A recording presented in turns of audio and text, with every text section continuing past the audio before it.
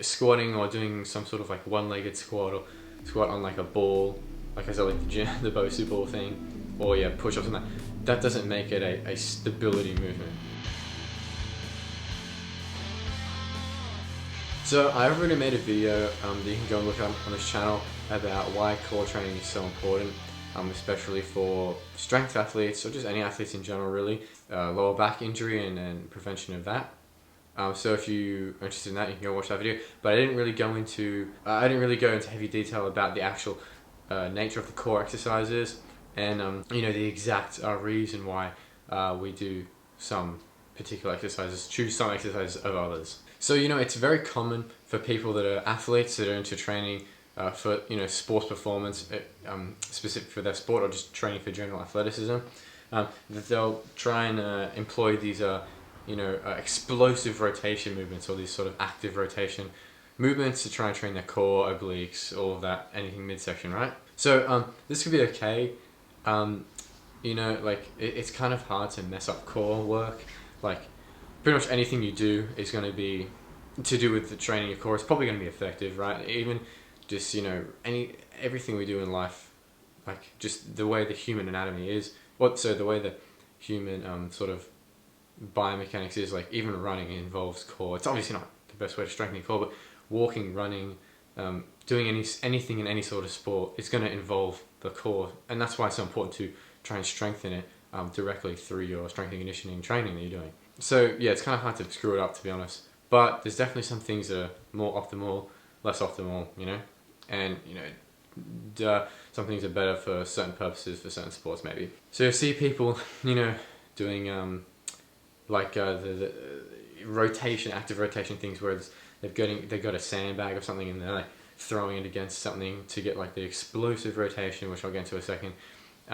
Slamming a bag, rotating, throwing a medicine ball, things like that, which is like rotation, and it's like, yeah, it's like active, explosive rotation, and that's may be effective for the core, but really, also in the circumstances of building your core to be stronger for a sports performance context, really the role of the core should be to actually minimize movement, not to actively produce force, but to minimize the movement around the spine and provide like torso rigidity. So to keep your spine basically like locked in and safe and in a position where it's not moving around and being pushed around by external forces. So with anything to do with sort of any explosive power, right? Any powerful dynamic movement that you do in any sport, the core really functions as a way.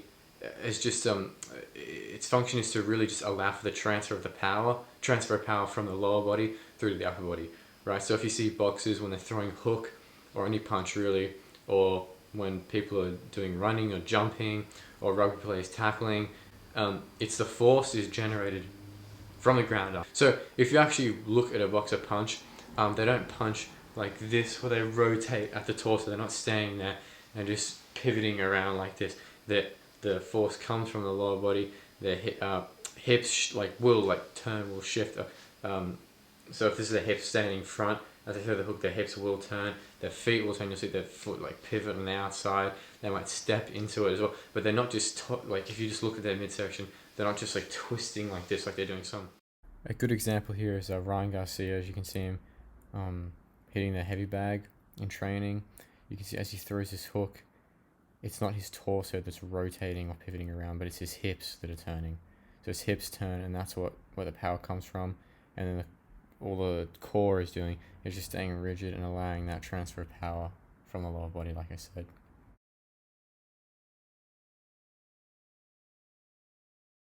So basically, my first point, what I'm trying to say is that doing these explosive core movements is sort of a kind of waste of time sometimes, because that's not really the point of the core, it's not the job. Like I explained in my other video, lots of back pain that happens with the general population is caused in part due to a weakness with the core, especially the abs. So trying to do sort of like crunches, explosive crunches, or some sort of rotational thing, may just be like it's not the role of the core. The role of the core is to just provide the spine with support to allow for the transfer of the power from the lower body to the upper body. So what is much more effective to train your core is not active rotation or active flexion or extension, but anti-rotation and anti-flexion. So things, instead of doing like these hammer chops, whatever they call them, like the rotation with the cable, do the Pallof press. So anti-rotation exercise is the Pallof press. So you'll have the weight with the cable here. So like I'm holding it, but like it'd be lower down, but I'm just showing here. And then the weight will be pulling that way. So the cable is pulling this way. You're standing up, and then as you stretch out your arms, you're increasing the moment arm of the weight. So they're basically increasing the leverage and the torque that your torso is experiencing. And then your job is to try and keep still and not let the weight pull you this way. So you're resisting the rotational movement that the weight is trying to, you're resisting the rotational force that the weight is exerting on your body by going here, increasing the moment arm, and then back, and that's one rep, and then instead of this where it's like active rotation. That's for rotation. So another one would be like the ab wheel rollout, or just planks really. So obviously everyone knows what a plank is. You're just lying down like this, like a push-up position, or on your elbows like this. And if you're looking at it, you don't, maybe intuitively it's kind of maybe hard to understand why that would be a core movement. Like it kind of just looks like it almost seems like a back thing. Like you've got to try, to keep your hips high in the plank, it almost seems like, oh, it's like your back or like your shoulders are doing something, which is, your shoulders are doing something, but it's your abs that have to actually keep your hips neutral. So when you do the plank, your hips are going to want to drop like this. So lying like this, your hips are going to want to drop down like that. So if your abs are here, your abs have to contract to keep this, like, not like a C shape, not like an obvious C, but basically to keep this sort of neutral position. If your abs are weak, so if your abs contract like this, if your abs are weak, they'll elongate like that and then drop, and your hips will drop. So that's how planks, and ab wheel roll is essentially the same thing, but it's just a more difficult exercise. An entire hip extension movement, as opposed to a crunch, which is an active flexion move. So sometimes it's hard for people to visualize how the core, how the abs particularly, could actually contribute to this like structural support that it does provide in certain movements, like say deadlifting. It's sort of hard to visualize, well, hang on, how is this like actually doing anything? And think about it like, so I think if you go to pick up like a heavy box, say you have something heavy in your house, it's like some kind of large, awkward, like big, heavyish object, just like walk up to it and just with like a round back, and just like actively try and like disengage your abs and just bend over, like without using like much legs, and just try and pick it up and see how comfortable that feels. It's gonna feel terrible, like it's gonna hurt you, it's gonna feel terrible on your back, especially if you're not using much of your legs. It's gonna just feel very uncomfortable. Now try and bend over, like with a hip hinge, bend over, brace your abs, and actually like feel like you're like trying to take a punch at the abs, and bend over and then try and pick it up. It should feel like noticeably better. Like you're gonna feel that pressure, that intra-abdominal pressure, especially if you like, breathe and brace like you're gonna do a squat. And that's what really, that's what that is. That's what that support is. It's providing that support for your spine during any lifts. And it's not just heavy lifting. This is for anything that you do, really, any dynamic plyometric sort of movement. Just another thing with core training, just because a movement requires high levels of core stability doesn't mean that it's going to be good exercise to train specifically to increase your core strength. Okay, so an example of this is deadlifting, right? So deadlifting, requires a lot of core strength and that stability, like I said, for the spine. But that doesn't mean that training it is going to provide the stability that you need to do the deadlift. Sounds kind of maybe a bit counterintuitive, but if you just deadlift and only deadlift, and you're getting, close to the 200 kilos, like, plus sort of range, just deadlifting, not doing any direct core work, will, like, for most people, result in some, lingering, like, lower back fatigue, pain sort of thing, right? Same thing with squat, same thing with, I don't know, any really lower body movement. This bench and, deadlift and squat are the main ones, but, clean, snatch, whatever.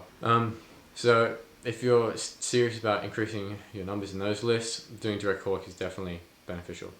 And just because a movement looks, just because you add like a core stability component to a movement doesn't make it better or more athletic, as some people will try and promote.